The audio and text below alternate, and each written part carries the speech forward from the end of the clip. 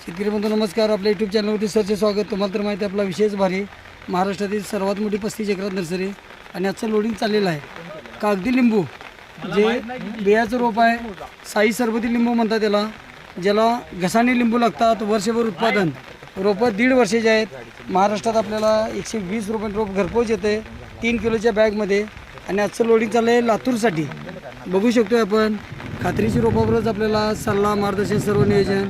कागदी लिंबू म्हणजे याला देशी लिंबू म्हणतात.